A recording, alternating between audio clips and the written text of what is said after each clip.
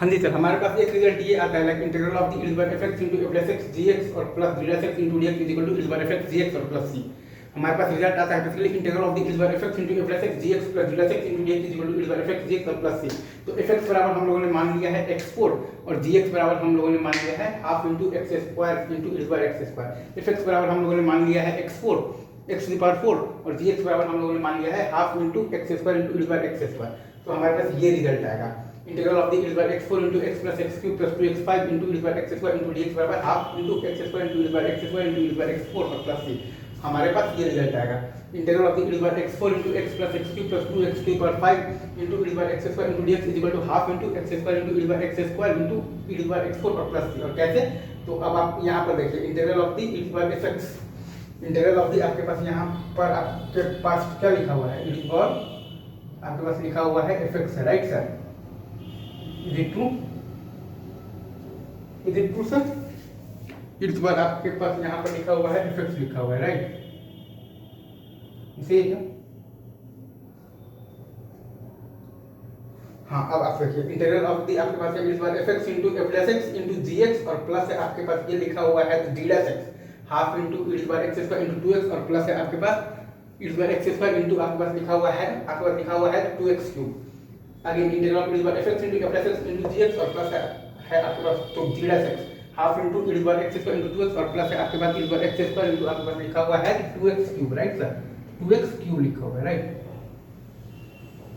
आपके पास ये लिखा हुआ है, ऊपर में लिखा हुआ है, क्या लिखा हुआ है? 2x क्यूब लिखा हुआ है, राइट? इसे ही हाँ इंटू dx। तो अब हम लोग इसको जब अरेंज करेंगे तो हमारे पास ये वाला टर्म आ जाएगा integral of x4 into x plus x cube plus 2 into x over 5 into x square into dx, right sir? Is it true? into dx, right sir? Is it true? अगर हम लोग इसको जब रीअरेंज करेंगे तो हमारे पास आ जाएगा integral of x4 into x plus x cube plus 2x over 5 into x square into dx और बराबर आ जाएगा हमारे पास fx into gx और प्लस c। तो x4 into half x square into x square और plus c integral of f(x) into f plus x into gx और plus हमारे पास ये लिखा हुआ है g dash x है, राइट? जैसे ये कैसे is it true? into dx बराबर fx into gx और प्लस c। ठीक है सर? अगेन मैं फिर से बोल देता हूँ integral of fx into f plus x into gx और प्लस है अपने पास g dash x into dx बराबर fx into gx और plus c। Again integral of fx into f plus x into gx और प्लस है हमारे पास g dash x into dx बराबर है हमारे पास fx इंटू dx और plus c, right sir? Is it true? तो इसको रीअरेंज करने पर आ गया है इंटीग्रल ऑफ x4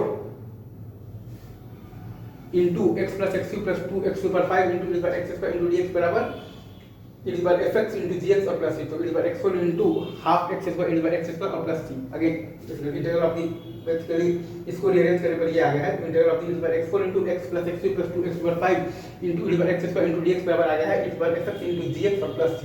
हम लोगों ने यूज क्या किया है? हम लोगों ने यूज किया है integral of fx into f plus x gx plus g dash x into dx बराबर fx gx और प्लस c। हम लोगों ने यूज किया है integral of fx into f plus x gx और plus g dash x into dx बराबर fx gx और प्लस c, राइट सर? और यहाँ पर आपका जो fx का वैल्यू है वो है आपका x की पावर 4 और यहाँ पर आपका जो gx का वैल्यू है वो है आपका यहाँ पर half into x square into x square. ठीक है सर? Is it true? तो हमारा ये क्या है? मतलब कि हमारा ये क्या लिखा हुआ है? तो integral of fx into f plus x into gx और प्लस हमारे पास ये है g dash x into dx बराबर fx dx और प्लस c।